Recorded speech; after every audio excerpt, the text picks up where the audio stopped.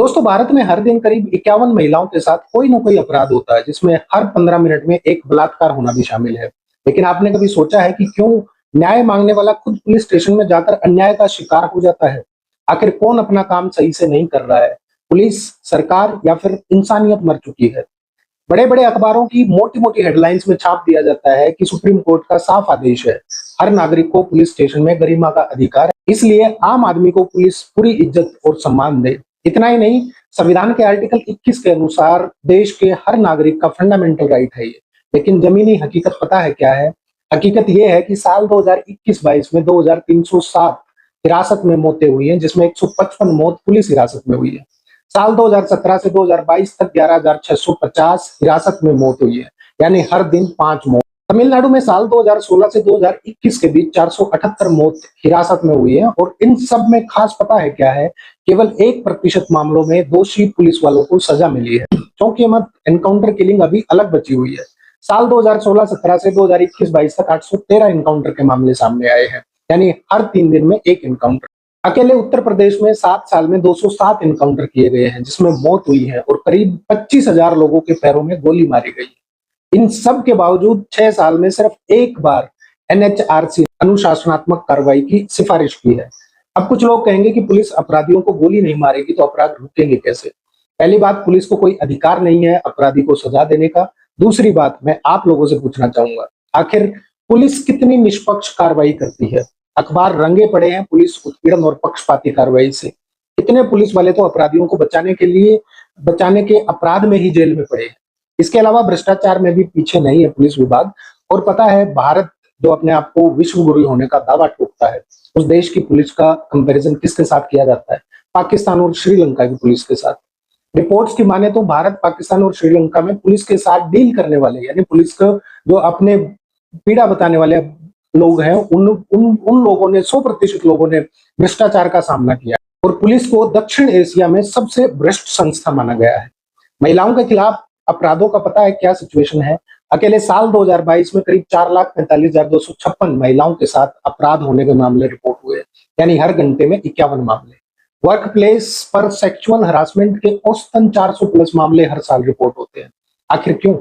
Reason simple है, सिर्फ पुलिसिया कार्रवाई ढंग से नहीं होती, इसलिए ऐसे अपराधियों का मनोबल और बढ़ जाता है। कुछ रियल केसेस के शॉकिंग उदाहरण बताता हूँ। सथनकुलम नरसंहार साल 2020, पिता पुत्र का ब्रूटल मर्डर हुआ लॉकडाउन उल्लंघन के नाम पर। बताया जा रहा है कि पी जयराम और जे बेनिक्स को शाम 7:40 से लेकर अगले दिन सुबह 3 बजे तक लगातार टॉर्चर किया गया। पूरे पुलिस स्टेशन में उन दोनों का खून बिखरा पड़ा था। डीएनए सैंपल मैच किए गए। पुलिस वालों ने उन्हें अपना खून पहुंचने के लिए मजबूर किया गया। इसके बाद मजिस्ट्रेट ने भी खून से लथपथ आरोपियों को रिमांड में दे दिया, और आज 5 साल बाद भी ट्रायल चल रहा है, न्याय का इंतजार है। अब ये मत कहना कि पुलिस की कहाँ गलती है, इस मामले को शुरू करने वाली ही पुलिस है।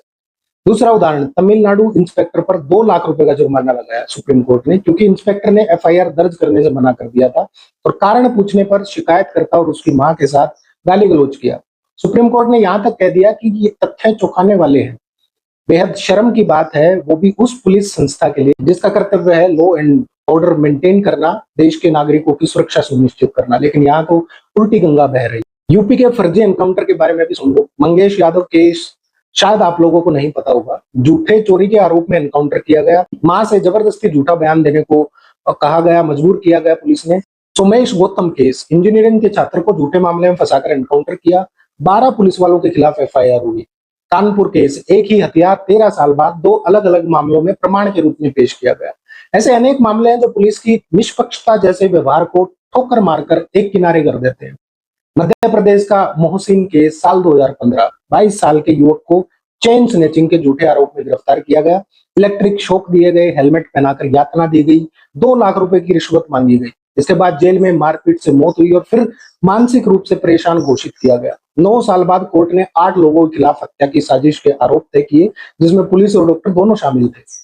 ओडिशा पुलिस स्टेशन मामला साल 2024, सेना अधिकारी की मंगेतर के साथ सेक्सुअल हरासमेंट और टॉर्चर हुआ।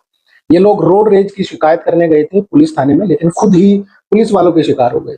आपको बता दूं कि साल 2017 से 2021 के बीच में 2000 से ज्यादा हिरासत में मौतें हुई हैं, और 1% से भी कम दोष सिद्धि। दोस्तों, पुलिस सुधार को लेकर आवाजें उठती रहती हैं, और इसके पीछे की चौंकाने वाली सच्चाई पता है क्या है? 20% पुलिसकर्मी सख्त तरीकों को जरूरी मानते हैं।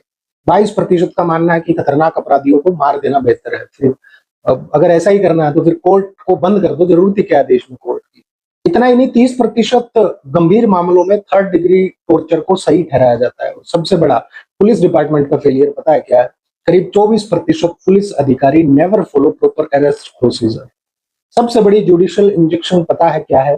Zero conviction in custodial deaths between 2018 to 2022। 76% of cases were attributed to illness और सुसाइड। और दूसरी तरफ परिवारजन रोते बिलखते कहते रहे कि पुलिस टॉर्चर के कारण डेथ हुई है, लेकिन सुनने वाला कौन है? दोस्तों, ये सिर्फ कुछ पुलिस वालों की बात नहीं है, बल्कि ये पूरे पुलिस का सिस्टम का फेलियर है।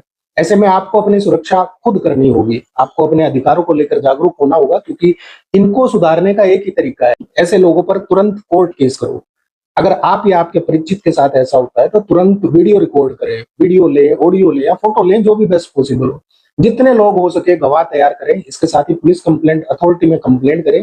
हालांकि कुछ स्टेट्स में पुलिस कंप्लेंट अथॉरिटी नहीं है, इसलिए नेशनल ह्यूमन राइट कमीशन यानी राष्ट्रीय मानवाधिकार आयोग में शिकायत करें। और समय रहते कार्रवाई ना होने पर सुप्रीम कोर्ट या हाई कोर्ट में डायरेक्ट याचिका दायर करें, क्योंकि फंडामेंटल राइट्स की वॉयलेशन पर आप सीधे सुप्रीम कोर्ट या हाई कोर्ट का दरवाजा खटखटा सकते हैं। इसके साथ ही बिना डरे मीडिया और सोशल मीडिया पर आवाज उठाएं। आरटीआई एक्टिविस्ट हैं जो उनसे संपर्क करें और उनको अपनी समस्या बताएं।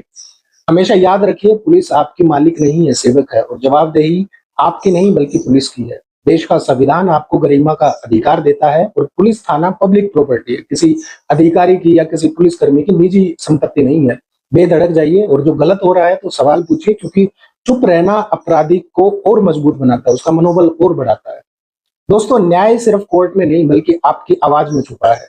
आज हम सभी को मिलकर यह फैसला करना होगा कि क्या हम डरकर चुप रहेंगे या अपने अधिकारों के लिए आवाज उठाएंगे और सवाल पूछेंगे। याद रखिए, पुलिस रिफॉर्म तभी आएगा जब हर नागरिक सवाल करेगा, हर गलत को रिपोर्ट करेगा और हर अन्याय के खिलाफ खड़ा होगा। इस वीडियो को शेयर करिए, क्योंकि आपका एक शेयर किसी न किसी को जागरूक करेगा, जो किसी न किसी की जिंदगी बचा सकता है। संविधान हमें अधिकार देता है, अब इसे पाने की जिम्मेदारी हमारी है। नमस्कार।